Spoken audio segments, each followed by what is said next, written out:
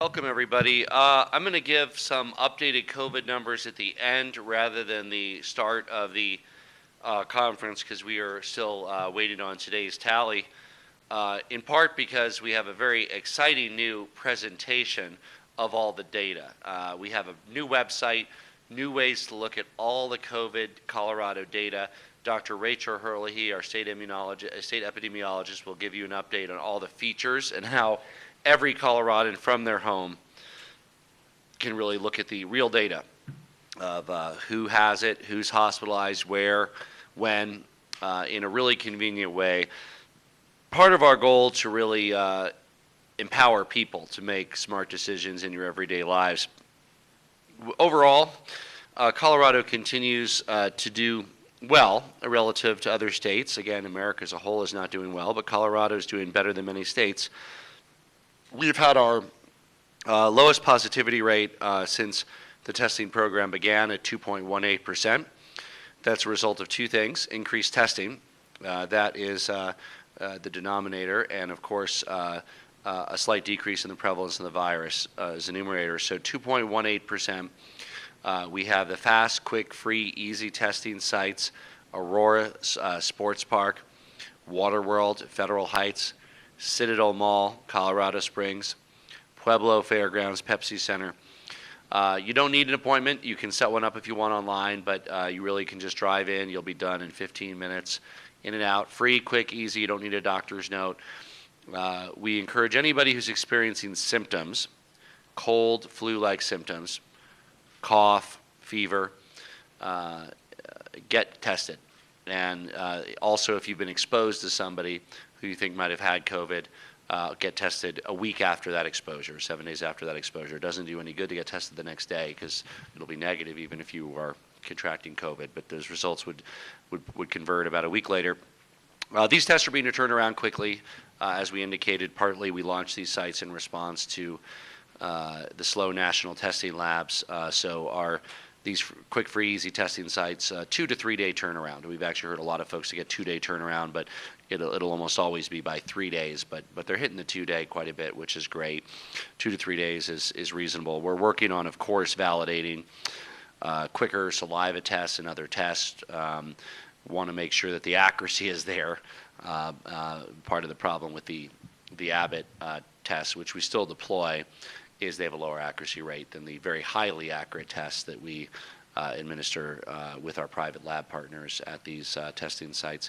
There's also a number of community testing sites across our state. You can go to the website that Dr. Herlihy will introduce you to, but it is a map in Colorado of those community testing sites that are updated regularly.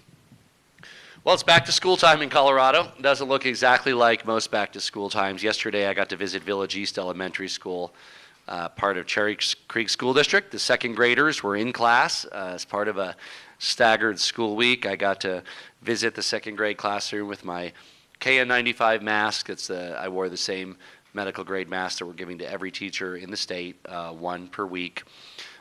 We made the commitment for 10 weeks. We hope to be able to continue it to make sure that they have those medical grade masks available. And we had a socially distanced meeting with educators, with paraprofessionals, with the union president, the school principal, superintendent Dr. Scott Siegfried, Dr. John Douglas, the director of Tri-County Health. It was a very good discussion. We were joined by our Commissioner of Education, Katie Anthis, and Senator Jeff Bridges, and Senator Nancy Todd. You know, I don't think there's a family or a teacher in Colorado that doesn't have multiple strong feelings about this back to school period. And those feelings are excitement, those feelings are fear, those feelings are relief, those feelings are frustration. And the same feelings exist in all of us. I have an 8-year-old and a 6-year-old, and they feature into Marlon's and my discussions at night, right? Fear, always worried. Does this mean that it increases the risk the virus could be brought into our household? What if there's an outbreak at the school? Relief.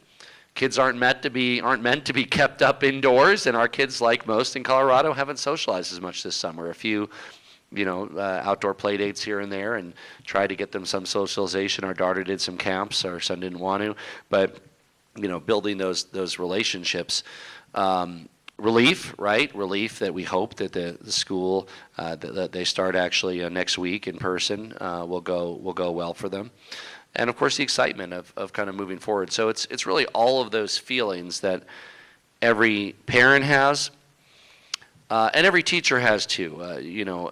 Teachers care deeply about the kids in their class and those relationships, and teachers know and parents know that education isn't just about the academic piece. And first of all, on the academic piece alone, some kids thrive on online, some kids don't, some are somewhere in the middle. And the academic piece is important, but it's also about that social piece. How do you cooperate? How do you resolve conflicts? How do you build relationships with your peers? These are things that it's difficult to replicate virtually. So while for many kids, online will be part of their experience this year, for most kids in Colorado, that won't be the entirety of their experience. As I said, many of the districts in our state are back to school already, going back to school. Others are waiting a month to set up the process a little bit better just to make sure that they can do the cohort isolation and reduce the contacts people have. The goal here, like the goal across our entire society, we always want to be realistic. It's not to eliminate the threat of the virus. We don't have that ability as a state, and it's quite likely we don't really have that as a nation either. There are millions of Americans who have COVID-19, and it is prevalent in our communities here across the country. The goal is to prevent an outbreak level that would sacrifice our quality of care, our hospital capacity. And the goal is also to avoid prolonged school closures, business closures. And that's one of the reasons, if there is a case at a school, the first thing you do is you isolate just the class, right? Or the people that were exposed to that person. So rather than close a whole school, we hope it's just 25 kids that have a 2-week online learning experience. Now, there will be school-based outbreaks as well, and to be safe, we want to act on them early, right? And if there are kids across different cohorts in a school that contract COVID, then the kids will have to go online for 2 weeks. And I know that's hard for parents. And it's hard for administrators too. The very first question I asked Dr. Siegfried yesterday in our roundtable is I said, how do you handle it? Because you have, folks who are mad saying, what do you mean my 8th grader's only in 2 days a week? I'm a single mom. I work 5 days a week. What am I supposed to do those other 3 days? And then you have another family, let's say a teacher, saying, how dare you make me go in? I live with my 93-year-old mother. I've been staying at home all summer, and now you're saying I have to be with 25 kids every day in an indoor environment. And how do you do in every district, across our entire state? There's feelings, and I guarantee you, by the way, that mom who wants the 5-day service for their kids because she works and she's a single mom and she might not trust her 7th or 8th grader at home alone, she's also worried about the health of her kids. And you know what? That teacher that isn't ready to go back, that lives with their 93-year-old mother, that's been staying home and not going out all summer and has been so cautious, they also want to get back to the classroom in a safe way. The reason that they're an educator is they love kids, they love education. So those feelings on both exist in everybody, right? Just because one might win out for you doesn't mean it's the same one for everybody else. Many parents across our state in districts that are going back full-time or part-time are saying, we're not ready. Maybe we live with the grandparents, maybe your kid has asthma. And maybe online works well for your kid. They're saying we're starting the year online. We'll, look at it again maybe in the new semester and see whether we feel safe for their kid going to class. And that's a fine decision too. We want to empower everybody with the information that they need to make the best risk assessment for yourself, risk assessment for your family, make the best decisions that work, always guided by providing the best possible public health guidance from CDPHE and from the county health departments to the schools, just like other types of societal institutions, that they can do what they need to serve people the best. Now, in Cherry Creek's case, and in many districts' case, they started talking early in the summer to teachers, to parents, gathering a lot of information. Many districts polled their parents and teachers, and again, it's tough because I think it's clearly there's no consensus, right? I mean, some parents said, I need to have the school in person. Other parents said, I'm not sending my kid to school no matter what. Teachers want to make sure they had masks and are protected, and that they were just exposed to one cohort or two cohorts and not 256 kids or 800 kids. And those discussions are very important. Getting the buy-in from families, from teachers. I know that process might take a little longer in some districts than folks may like and still underway. Other districts are already back. And I'm not, going to say that everyone was comfortable with it. By their very nature, you can't please everybody with these kinds of decisions. But when I was back yesterday at Village East, those second graders, they talked about how thrilled they were to be back with their friends, wearing masks, socially distant. They were in the room. I asked them how many had even been able to do summer camps or activities this summer. Only 2 or 3 of the kids raised their hands. For many of them, this was really their first time with their peers, which is so important for kids. It's also important to recognize that for many kids in our state, the school is often the safest place for them. When reports of child abuse when schools were closed, got reduced because a lot of those cases went unreported. Child abuse is often identified at a school, and suspicious circumstances are investigated. And when kids don't come into contact with loving outsiders outside the home who care about them, any incidences of abuse are a lot more likely to continue. Keep in mind that many parents work. 2 parents at work, a single parent household that works, and if a kid's not in school, it might mean they're in a daycare center with one group of kids 3 days a week, with a grandma with 6 grandkids another day a week, and a neighborhood daycare with 5 kids another day a week. They, in many cases, might encounter and be around more kids than they would in one cohort in a school. So just as that's the case, it's also the case that there's other families where there's a parent at home who's able to work with their kid, either homeschooling or a formal online education program through a school district, and they're able to make that work for them. And families are varied in Colorado, and what works for one family isn't always the best option for another. Now, many districts are in person and meetings. Some are full time, some are 2 days a week. Other districts are taking a little bit more time to figure out how they are going to get back. And in the meantime, they have to, of course, continue the remote education and do the very best that they can with that. And we've encouraged those districts that are taking a little time to at least continue to open up their school sites as access points, as proctored daycare, for special ed. They won't have the full load of students, but for many families, those are really the center of the activities. They're critical for many kids. So even though there's not formal in-class sessions, academic sessions in some school districts like Denver Public Schools, that doesn't mean that they're not doing everything they can to serve families in their school buildings. And they are. And I've had a number of conversations with Susana Cordova, the superintendent of Denver, and other superintendents across the state, just making sure that if they haven't yet figured out how to resume in person, at least they are doing what they can in a safe way. Meaning for kids who don't have internet or computers at home, access points at school. For kids who need IEP or speech therapy, are they getting that in person at school?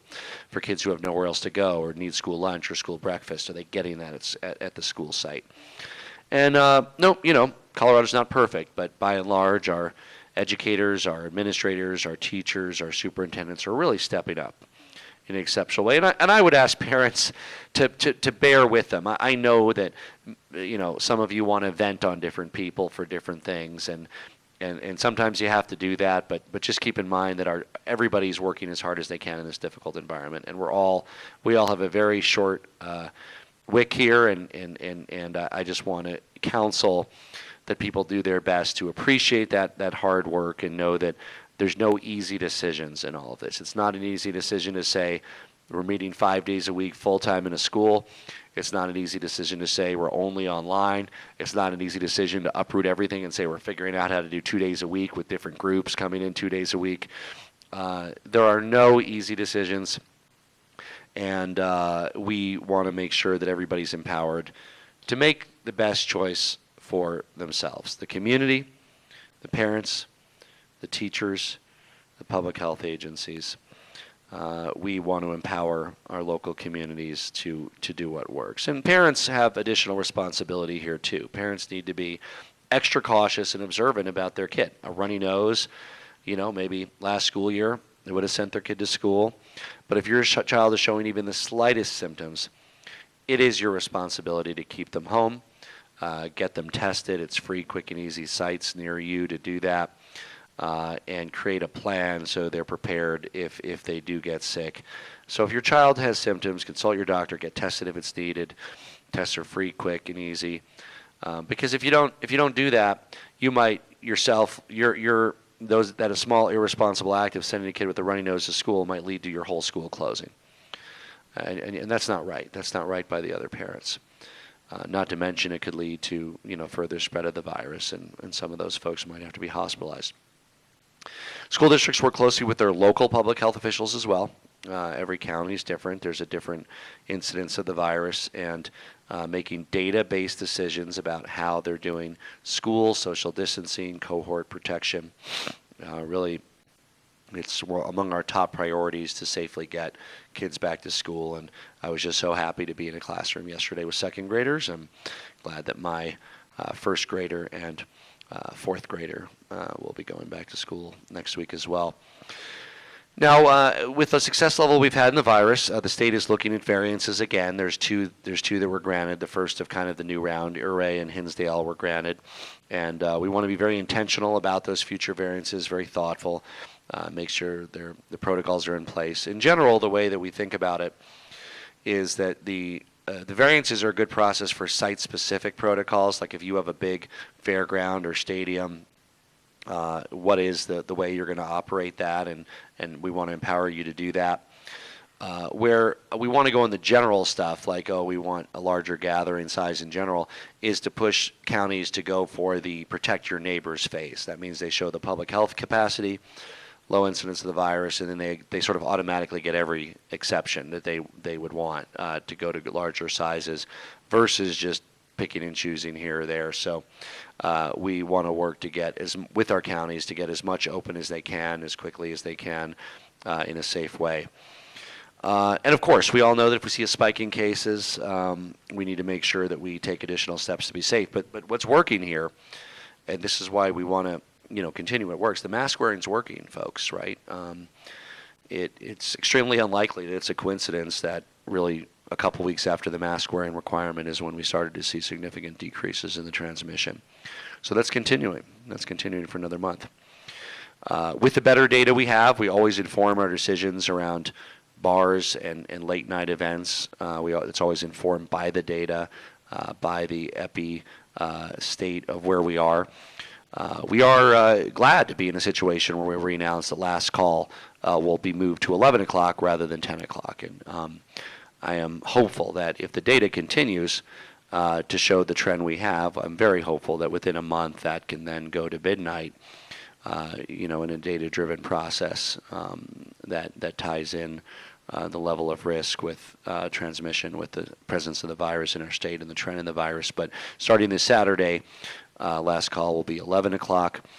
And it's very important that all those restaurants and bars observe the social distancing protocols, because there's no fooling the data, there's no fooling the math. If there's huge outbreaks, it means that we can't handle as a society those kinds of inebriated late night activities. But hopefully it'll provide folks a little bit more breathing room to get to 11 o'clock for last call in a safe way, meaning the bars that are open also are able to function as restaurants. They have food service. And then what's really important, it's not the food, it's not the alcohol. That's not what, those are proxies. Those are very important proxies. But what's important is the social environment. So if you're coming with 6 people, are you sitting at a table facing each other with the people you came with and hanging out and having a good time? And then there's another table 8 feet away or 10 feet away or whatever it is. The kind of freewheeling social environment where one person interacts with 86 people is what would lead to a instant super spreader event. and we would be right back where we were, and it would devastate not only our lifestyle, not only cost lives, but it would devastate bars and nightlife and restaurants because of that increased incidence. We're doing better than many states from a health perspective, and because of that, our economy is doing better than many states. It's one is a direct result of the other. If you look in western Colorado, I think a few months ago, many of our mountain towns and tourist towns, many people were worried they'd be down 50, 60, 70%. Who was going to travel? Because we've been successful in our health protocols and in finding new and safer ways to do things, many of our mountain towns have found that they've had a reasonable summer season. They're down 10%, down 5%, they're flat, but they've done a lot better than a lot of us feared. And while some of them have a little bit of a higher prevalence of the virus than the Denver metro area, they have not spiked to dangerous levels. They have been able to keep it contained. Many of them also have additional mask ordinances above and beyond the state one, by the way. Most of those mountain tourist towns have municipal requirements where you have to wear them outside in certain areas like their downtown. Statewide, of course, we're focused on indoors in proximity to others. So, our focus in all of this is transparency. We want you see the same information that we see and make decisions on. It's incredibly important that you have information, the data, the information in the most accessible way. And that's why we're excited to really up the bar on ourselves with a new, strong, user-friendly, transparent way of accessing the data that we've been working on for some time. It launched moments ago. And to introduce it, I'll turn it over to Dr. Rachel Herlihy. Great. Good afternoon. Thank you, Governor. So I'm very excited to share with you today the new website, data website that we have developed. As all of you know, as this pandemic has evolved, we've really changed in the way that our data needs have been represented. And our questions of the data and your questions of the data have really evolved over time as well. And so because of that, we've made these significant changes and improvements to our website. Some of the changes that you'll see on our new website include consolidating various data in one place, making the website more interactive and more intuitive. It's been redesigned for ease of use and to give users more control over how they want to sort and filter the data. We've substantially expanded the type of hospital data that we have available to you. Previously, the hospital data was limited to hospital systems type data. Now it includes patient level demographics, which is a really important change.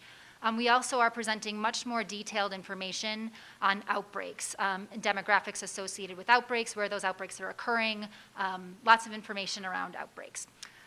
Next slide.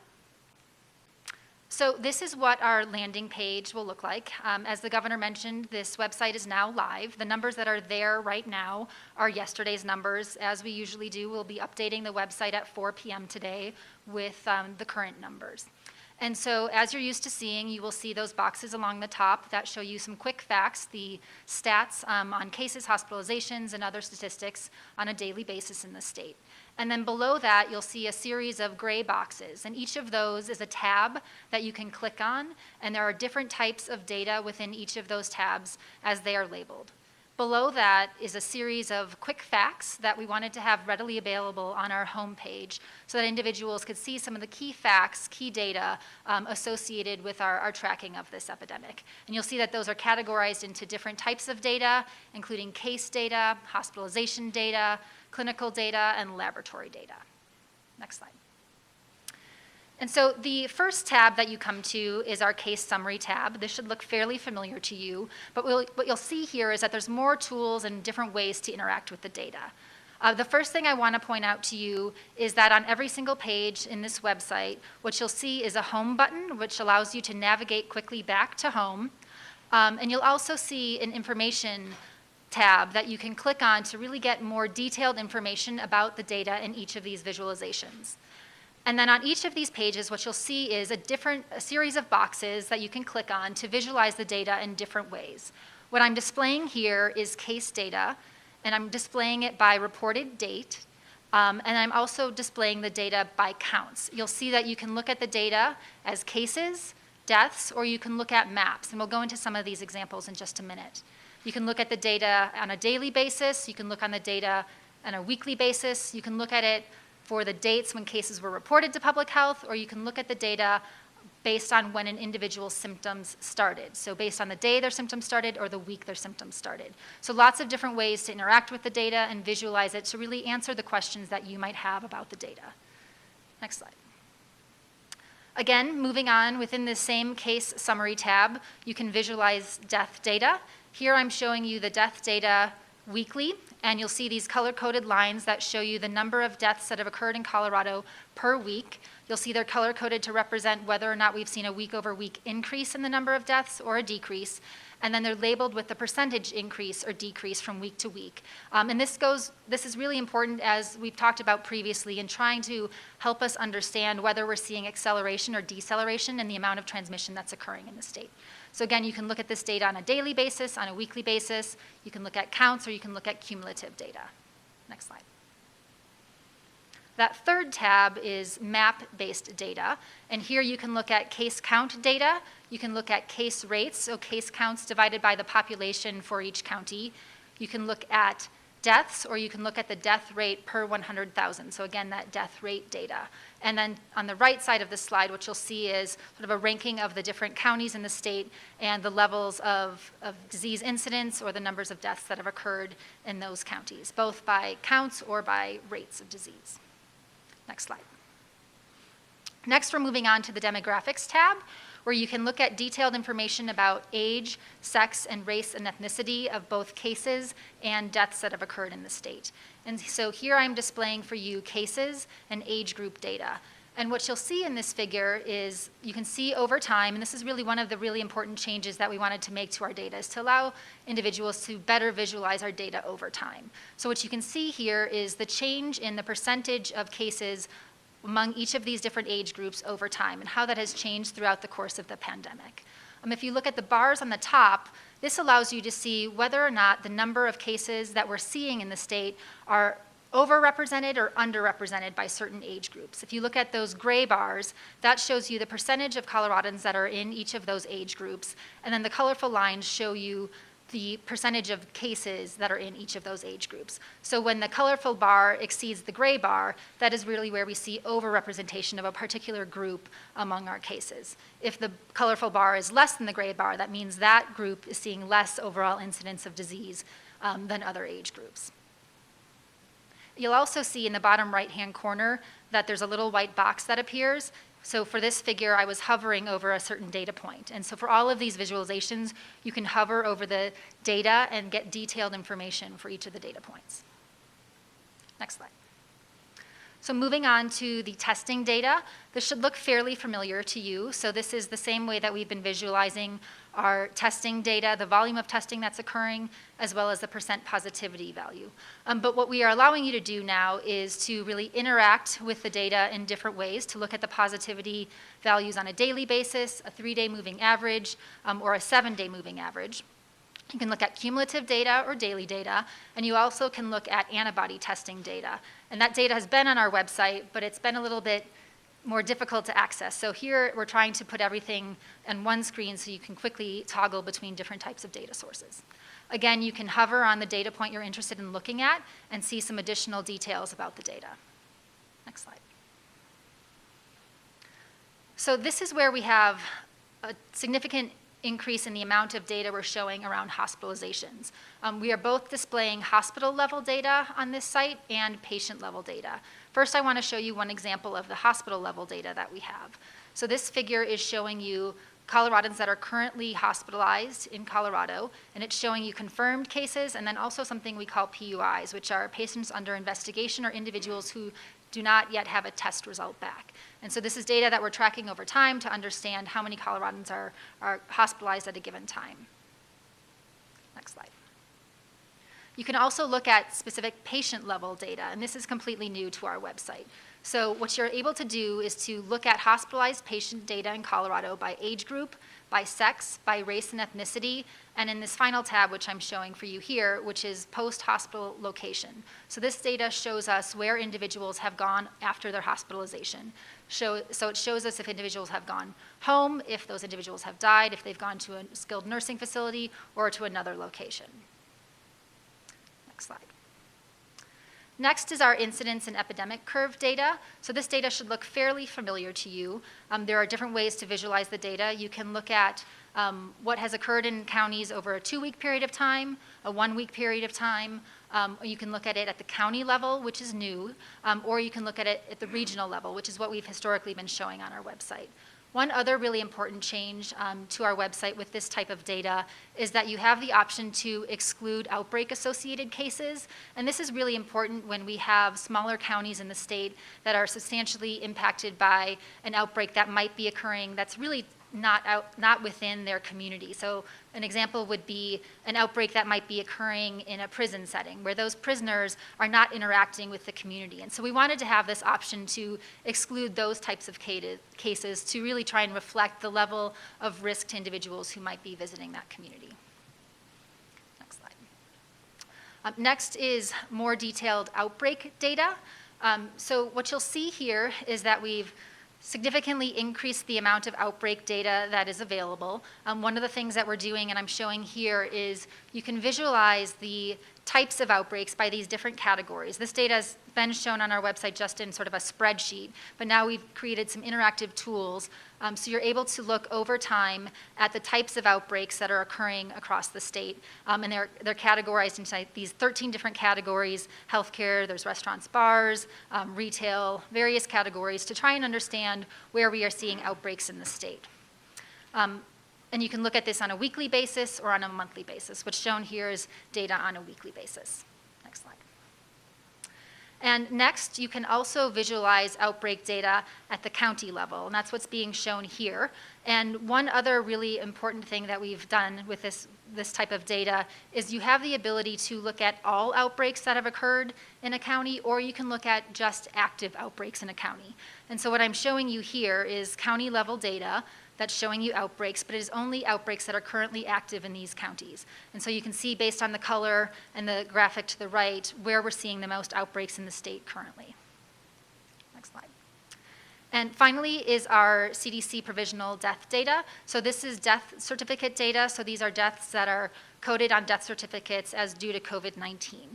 This data is largely unchanged, with this one exception I wanted to share with you. So what is shown here is death data by age, county, race, sex, and week the death occurred. But we have also added this information about the location of where the death occurred, so where the individual was pronounced dead. And so you can see that there is information here about individuals who may have died in a hospital type setting, a nursing home or long-term care facility, or a home type setting. So again, additional information about the deaths that are occurring in the state. Next slide. So finally, I just want to share that our goals with this data continue to be that we have information available on our website that is really easy to find, that we are providing clarity around what the data means, how we are interpreting and using the data, and that's really why we have all of those information tabs accompanying all of our data sources, so that you can really have an understanding about how we're interpreting and using this data. Our commitment is continuing to be around transparency with data, and we really want to empower the public and our partners to have access to accurate, up-to-date COVID-19 data. And finally, I want to reassure everyone here that we are keeping the data and information that you have all come to rely on our website. So you will not see that there's missing data. We've not removed data elements from our website. So the data that you're used to seeing will continue to be on our website. It might just be presented in a slightly different way, more interactive, and more tools to sort of slice and dice that data as you'd like to. Thank you very much. And that was very important to make sure that all the data that was available is still available, because we didn't want anybody thinking that in the switch to a better format somehow there was only different data. So we're just building. There's just more and more data. Everything you had before is still there. We think there's new and easier ways to look at it, but if you want to, time comparison over time with something you might have looked at a month or two ago, it should still be there. I got today's update: 356 new positive cases, 12,233 people tested. Good increase on the testing numbers. We have a lot more capacity to test more people if people want those tests. Some people say, why haven't you tested more people? It's because people aren't showing up to get tested. Absolutely. If you want to get tested, go to the Federal Heights Water World, go to Aurora Sports Park. They, I think, are repairing their tents for a day. They'll be open in another day. Citadel Mall, Colorado Springs, Pueblo Fairgrounds. Check the day of the week to see if they're open. Over 50 community testing sites across the state at covid19.colorado.gov. So if you want to get tested. If you're experiencing any symptoms, you think you're exposed to somebody. But today's numbers are in line with previous numbers. We got a good day for testing, and therefore we've identified a few more positive cases, which is a very good thing. 10 of the last 14 days downward trend. And we also, of course, at the end of the day, want to acknowledge those who paid the ultimate price, 1,815 Coloradans who have died from the coronavirus, over 1,900 that have died with coronavirus, but our condolences to each and every one of those families. Thank you so much, Dr. Herlihy. The final thing I want to mention, I went over briefly earlier, is the last call order. We're extending to 11 o'clock for last call. As you know from the very start, I'm committed to making decisions based on data and evidence. On our Epic curve in Colorado shows us Coloradans are doing their part, wearing masks, staying apart from others. For the past few weeks, cases have gone down, and as a result, the policy is being modified, and of course, we'll continue to evaluate future steps. My hope is it can be, midnight as soon as possible, and hopefully the data will bear that out. I also want to applaud restaurants and bars and cities that have adapted to outdoor dining. This is a great entrepreneurial adaptation that shows the Colorado spirit at its best. The 3 times that I've eaten outdoors, and we know that being outdoors is 20 times safer than being indoors. And if there's any cities that are still dragging their heels, I would encourage them, get that permitting going, turn around in 24 hours, open up lots and streets and whatever you can. I love outdoor dining, and I hope that we can build upon it as we figure out a solution that works for the winter months. But at least for now, in September and October, usually great weather in Colorado, and really looking forward to helping our small businesses get through this by removing red tape and expediting any approval for that. We turn around a liquor license request in 24 hours for if they have a non-adjacent plot the restaurant wants to serve wine or mixed drinks at, 24 hours. And we hope the local governments are doing the same. So the challenge, of course, is to stay vigilant. We're all concerned about Labor Day weekend, and we all want to have fun on Labor Day weekend. And we just need to do it in a safe way. So it means with a small group rather than a big group. Your family, maybe one other family. Wearing a mask, of course, where possible. Try to keep the gatherings 10 or less. Outdoors, so much better than indoors. Let's be careful here so that Labor Day is not a setback for Colorado. We want to celebrate, working men and women and the labor movement, and we want to do that in a safe way that is sustainable. So, what we're doing is working here. We're in the midst of a rainstorm. We have an umbrella. It seems to be working. We need to recognize that the good results that we're having are because of our actions, the good choices that Coloradans are making, wearing masks, staying 6 feet apart from others, avoiding large gatherings, and we need to keep it up. And the more that we can prevent the virus from spreading, the more sustainable our lives will have, the more we can do, the quicker our economy will recover. And we look forward to helping Coloradans get through this difficult period and show how resilient we are and ready to bounce back. Happy to take some questions. Governor, it's Mary Ann Goodland from Colorado Politics. What data have you relied upon specific to restaurants, bars, and similar establishments on these last call orders? Yeah, the data we look at is really across the board, and Dr. Herlihy can address some of that as well. It's the epidemiological data. It's the scientific studies that are done that show how it spreads in different environments. It's the data from our tracing and figuring out where Coloradans have contracted or have likely contracted coronavirus who are diagnosed with it. And it's also a review over similar information nationally and internationally with regard to indoor dining and drinking establishments. Colorado's not alone in trying to figure this out.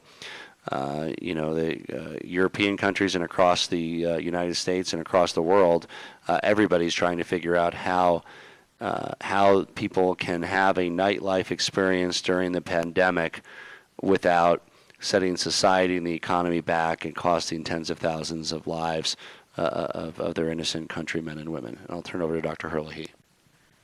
Yes, so I think most specifically, we've seen a substantial decrease in the number of cases occurring among 20 to 29-year-olds. If you look at our age-specific data, which now you can visualize quite nicely on our website, what you'll see is a really substantial decrease in that age group in particular. And that, of course, is the age group we know that is spending more time in bar-type settings, bar and restaurant settings later in the evening. 20 to 20. From the room? Megan? Why not just extend it to midnight? Why only 1 hour? Yeah, I mean, look, I'm for extending it, as I said, to 4 in the morning. I think it's ridiculous that Colorado has a last call, and I've had discussions with legislative leadership, with mayors. I think there's an increasing consensus to move that to 4 a.m. That would have to be done legislatively. But yeah, I agree that these are outrageous steps that are being taken. Governor, good afternoon. It's David Clue at Denver 7. I want to change topics for just a moment if I can. We lost a state park ranger this morning. He was attempting to rescue 2 boaters who were separated from their own boat when he appears to have drowned. Can we get a few words from you on the risks of that job and this particular loss? Yeah, my condolences to the family. All of our law enforcement officials and our Colorado State Parks and Wildlife Rangers among them take great risks in that job, and it's risk of attack from wild animals, or risk of doing rescues in remote places and themselves falling victim to rock slides or avalanches. It looks like in this case drowning.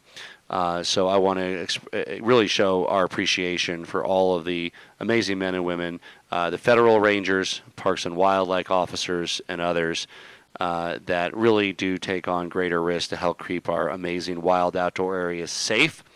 That means safe for us and safe for the amazing wildlife diversity that they have. They're also the front line in enforcement efforts against poachers and illegal hunting, illegal fires, all of those areas that really highlighted, especially in this time with the enormous wildfires we have. I want to thank the work of both the federal rangers and state parks and wildlife in helping to enforce the fire ban.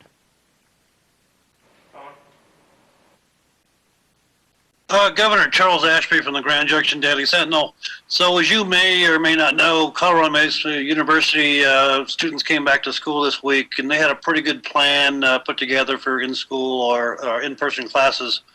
The one thing they didn't account for very much was for back-to-campus parties, and there's something that they're addressing right now. So I'm wondering if you're thinking that this reversing to or going to 11 o'clock curfew is the right time going on with that. And as Dr. Herlihy said, the numbers that you have for your 20 to 29 kids going down, that's preschool, before coming back to school. So are you concerned that that's going to see a big reversal?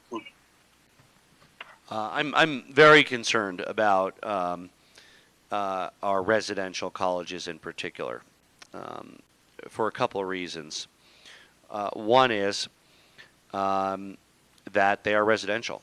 And if there's one thing we've learned is that congregate living facilities are at greater risk for the spread of the virus. Now, they're doing what they can in the dorms, they're doing what they can in the dining, but by nature of living together, it's a significantly increased risk over folks who return home every day.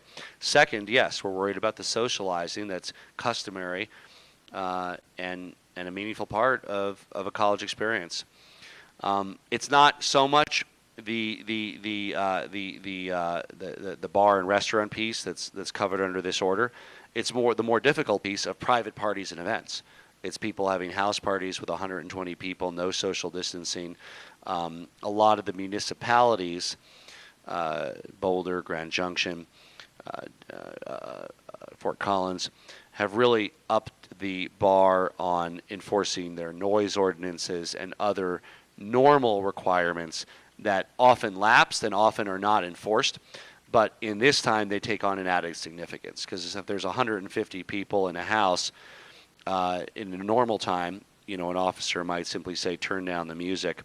I think now, if there are complaints, they might be more formally trying to enforce that noise ordinance and make sure that people can safely return home. Yes, we're worried about private parties, we're worried about congregate care, working closely with all of the residential colleges in our state, as well as the non-residential community colleges and colleges, to make sure that they have the protocols that they need to be safe as possible for their students and for their faculty. And avoiding large private parties and get-togethers is a key piece of that, because those are super spreader events. Governor, I wonder if you can go into more detail about this idea of switching from 10 to 11 p.m. I mean, is the thought that at 10 p.m. or at midnight there's going to be people who are more drunk than 11 p.m. than 10 p.m.? Well, we're doing better, which is why we're able to do this. We were very concerned a few weeks ago. You remember we had doubled, which in cases that was the number we were at wasn't a worrisome number, but the doubling was. And if you didn't change something, you double again, and you double again, and then all of a sudden you're threatening your hospital system. So when we dug deep in the data and said, where and how is this happening, we saw the 20 to 29-year-old group spike. The data kind of showed what the interventions could be.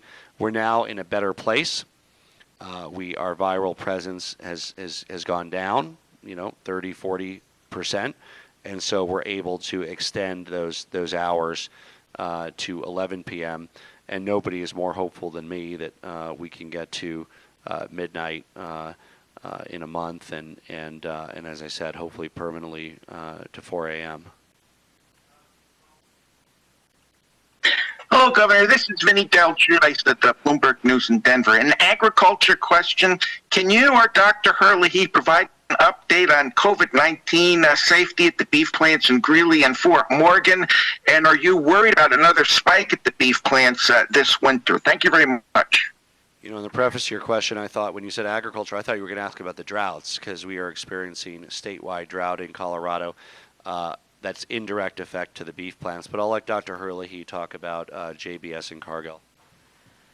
Yeah, so certainly manufacturing settings, meat packing plants continue to be a high-risk type setting because of the closeness of individuals working in those settings. But we continue to work closely with those facilities. We have seen substantial progress made. We have sporadic cases that occur, but that is not surprising given that individuals may have risk of exposure both within their workplace but also outside of their workplace. But in general, we're in a much better place in those facilities than we were months ago. Governor, we've been, you released yesterday the numbers for Latinos and blacks, and we know the cases and the deaths are at a higher rate than the general population, or higher than their proportion of the population. What's being done, or what can be done to try to reverse those trends? Yeah, and I want Dr. Herlihy to address this as well. So two things are higher, both the incidence of the virus and the fatality rate from the virus among those who contract it in our Latino and our black communities. So higher hospitalization and higher death rate and higher incidence. Of course, the very first piece to addressing this is shining a light on it and showing these disparities. And we've pushed and pushed and pushed, first the hospitals and the data, to have the data that we started to show some of these disparities. I think it was about 2 months ago, and now with this added piece of data today. A lot of these are enduring social inequities that there's no simple aspect to.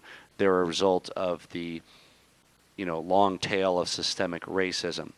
That means disproportionate access to health, income levels, education, all of these factors that correlate with the virus. I'll turn it over to Dr. Herlihy to further address this. Yeah, I would echo the governor's comments. I think the first really important step, as he said, is to shine a light on this problem, and I think our website improvements go a long way to showing this type of data, both for cases, deaths, and as well hospitalizations. I think that we also see disparities among hospitalizations, and so I think having access to this data is really important to make sure that we are sharing this information, that the public knows that this is an issue. Our county level partners are also working in their community. We're doing lots of outreach work, and the governor's been involved in some of that work, specifically reaching out to our Latino community to make sure that they have access to the information they need. We're pursuing lots of work. Our contact tracing case investigation work is in multiple languages to ensure that we can really reach the population that we need to reach, both with information, but also with our public health services that we're offering. And the free testing is a big part of that too, because the earlier you can identify it, that means that it's, it's member of the households who, went to work and might have got it at work. And if you identify it early, it won't spread to grandma and aunt and uncle and the kids and everybody else. So that's why the free, quick, easy testing sites are fully bilingual, English and Spanish. In Water World, they're also translated into Hmong and Farsi. So really getting out the word to communities, so no matter what language you speak, this is a very quick, easy experience for you to get tested. And then the protocols of how to quarantine if you're positive provided in your language.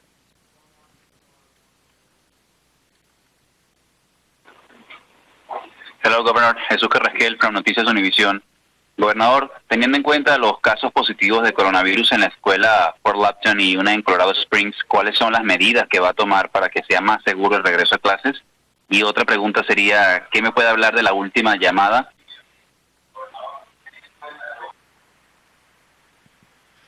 La última llamada por alcohol va a ser a las 11 de la tarde por este mes. Vamos a mejorarlo. Antes de ahora era 10 de la tarde, pero ahora somos un poco más seguros y podemos caminarlo hasta las 11 de la tarde por ese mes. Pero todavía es muy importante tener cuidado en lugares entre de edificios, por ejemplo, bares y restaurantes. Y todos saben que cuando alguien está borracho es más difícil tener distancia y vivir con responsabilidad. Y por estas razones es muy importante tener cuidado entre edificios como bares. Su primera pregunta otra vez, por favor. ¿Algo de escuela? Okay, I might be gone. But la procesa de cerrar y abrir escuelas es informada de la información de ciencia. Y cuando hay algunas personas que tienen coronavirus en una escuela, la escuela necesita cerrar por 14 días. 14 días y entonces abrir otra vez. Pero si hay solamente 1 o 2 estudiantes en una clase que tienen el virus, solo necesita cerrar esta clase por 14 días, porque no hay evidencia que el virus está circulando en la población general de escuela. Governor, it's hot right now, but obviously the temperature's going to change, the weather's going to change quickly in Colorado. I'm wondering if your administration is developing plans or procedures for, once it gets cold in Colorado, people start congregating inside. I feel like there's a potential for disease to spread much quicker, and how you guys might address that and get the public message out. Yeah, and I would say ski season is a part of that. We are looking at the data from the southern hemisphere and steps that have been taken in countries that have been experiencing winter while we have summer, Argentina, Chile, learning from those experiences. There's some things that we can keep up through the fall, like outdoor dining at restaurants. We have a wonderful September and October. I think, November by and large. But yes, in December and January and February, we know in Colorado there's a lot of days where folks are not likely to want to dine outdoors. So we're figuring out ways to do that. We're figuring out ways that we could be safer indoors with better protocols, as well as how we can meaningfully employ the outdoors during our cold season as well.